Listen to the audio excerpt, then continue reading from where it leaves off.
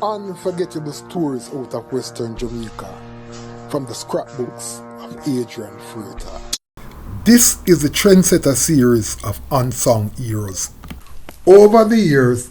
there has been several talented footballers from rural Jamaica who could make a clear case that had it not been for the football politics in Jamaica in the 1970s and early 1980s, they could well have represented Jamaica on merit several times. Back in those days, regardless of how well one was doing in the Premier League competition at that time,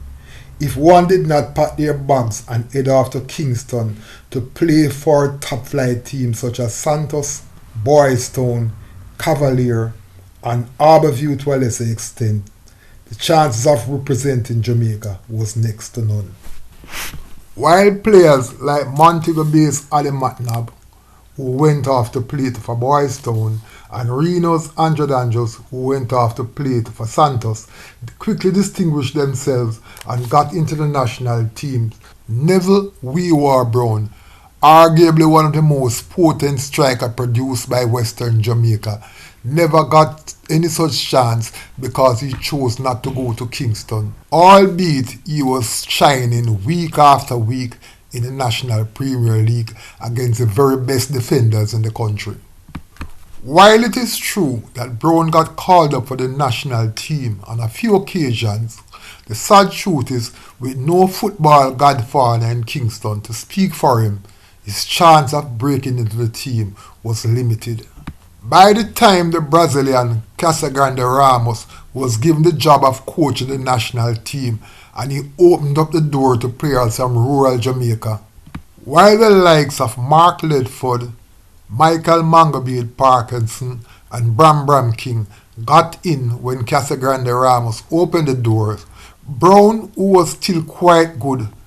had a difficulty getting in, as by then other gifted strikers such as Kenneth Blacksgainer, Devon Doberman Ricketts, and Paul Teagat Davis had come to the fore and was kicking down the door.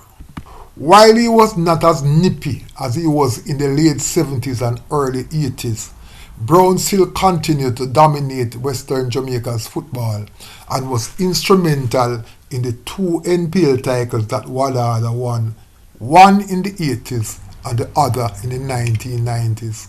and was also instrumental for St.James in Battle of the City clashes against Casafa team, where he once again showed up the defenders in Kingston. For the fans in Montego Bay, I am sure there are many happy memories about Wee Waa in his prime, as he took on the likes of Sebas, Stephen Zarbol Thompson, and David Chapop Blackwood in some of the epic clashes between Seba United and Wadadah. For me, what makes Neville Wee Waa Brown, who was also known as Bud Marrow, a football legend in my mind,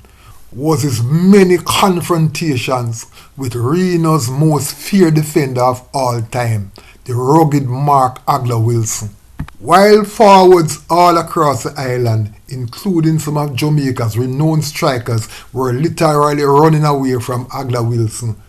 Neville Wee Waa Brown was one who stood up to him and on many occasions came away getting the better of him.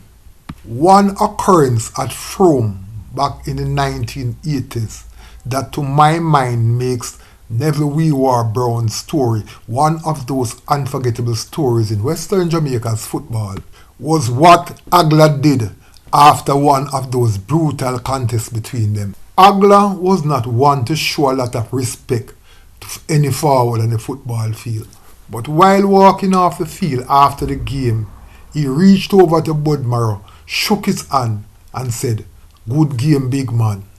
For me, that was the ultimate show of respect for Bud Marrow's talent as one of the most gifted footballers the region has produced. While Bud Marrow has won numerous leading goal scorer awards in St. James and has played on numerous Wadadah winning teams both at the parish level and at the national level, I strongly believe that he would have willingly given up some of those accolades if he was given a fair chance to represent his country. Because I know that he knows that there is no greater honor than to represent one's country. While football fans in Western Jamaica who were born after the 1980s might not have seen Neville Wee Waa Brown in action, and while the video clips of him might be very few, for context, it should be noted that he was an established star in Western Jamaica before the likes of Winston Twinnibug Anglin, Paul Teagat Davis, Kenneth Blacks Gaynor, Hector Bullwright, Devon Dober Ricketts, and the glorious generation of stars that represented Jamaica at the 1998 World Cup in France, which would include the likes of